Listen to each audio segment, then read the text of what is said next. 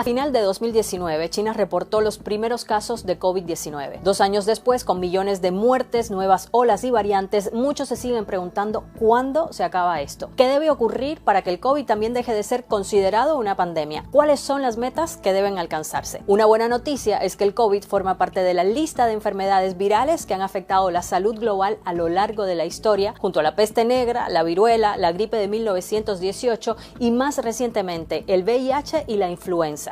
Y ninguna de esas enfermedades representa hoy en día una amenaza para la humanidad. De hecho, la viruela incluso llegó a erradicarse, así que es de esperar que suceda lo mismo con el COVID-19. Pero para eso es necesario alcanzar algunas metas. Comencemos por recordar cómo define la Real Academia Española una pandemia. Dice que se trata de una enfermedad epidémica que se extiende a muchos países o que ataca a casi todos los individuos de una localidad o región. Por lo tanto, el COVID dejará de ser una pandemia cuando deje de estar tan extendido por el mundo. Y la forma más clara de determinar el final de una pandemia sería que ya no haya circulación del SARS-CoV-2, el virus que causa el COVID-19. Y ese no es el caso al momento, según los datos que tenemos hasta diciembre de 2021. A nivel global, hay más de 266 millones de casos reportados desde el inicio de la pandemia, que han causado ya más de 5.200.000 muertes. Y según el recuento de la Organización Mundial de la Salud, actualmente los nuevos casos se reportan a diario en todas las regiones del mundo, pero con tendencias diferentes. Por ejemplo, mientras en regiones como Américas o Europa el número de casos de COVID va creciendo, en otras regiones como el sudeste de Asia, el este del Mediterráneo o el oeste del Pacífico,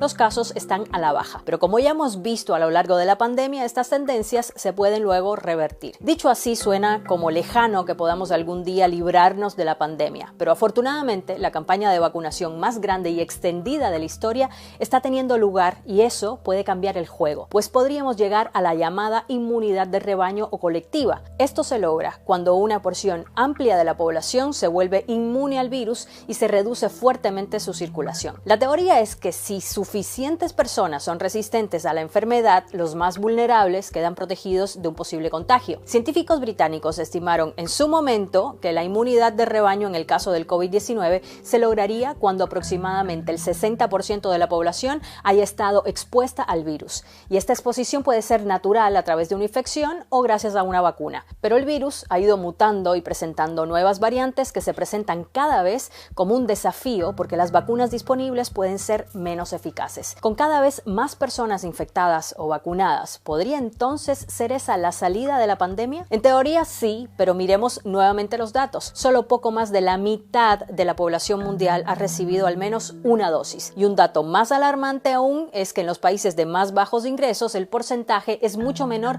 solo el 6.3% de la población ha podido tener una vacuna. Otro factor que complicaría alcanzar la inmunidad de rebaño es que haber pasado la enfermedad no necesariamente puede significar estar protegidos contra el coronavirus, porque aún estamos aprendiendo sobre la inmunidad ante este virus. Por ejemplo, Jeffrey Shaman, profesor de Ciencias de Salud Ambiental de la Universidad de Columbia en Nueva York, dice que todavía no se sabe con certeza cuánto dura la inmunidad de este coronavirus, pero basados en los coronavirus que ya existen y que infectan a la población regularmente, como los coronavirus que causan el resfriado, sabemos que la gente se contagia con estos virus una y otra vez. Y ya hay reportes de personas infectadas con coronavirus 2 veces e incluso de personas vacunadas que contraen la enfermedad. Ahora, lo que también se ha reportado es que las personas vacunadas corren mucho menos riesgo de hospitalización y de muerte. Y aquí puede estar la clave, porque muchos científicos piensan que según el comportamiento que se ha visto hasta ahora del virus, será difícil o al menos lejano llegar a su total erradicación. Y la meta sería en cambio tener la enfermedad bajo control. Esto significa que los sistemas de salud de los países puedan lidiar con la enfermedad como lo hacen con otras, como la gripe que provoca el virus de la influenza y que al año causa entre 250.000 y 500.000 muertes en todo el mundo según los datos de la OMS. Si esto se llegara a lograr según los expertos, pasaríamos de llamarle pandemia a llamarle endemia, que según la definición de la RAE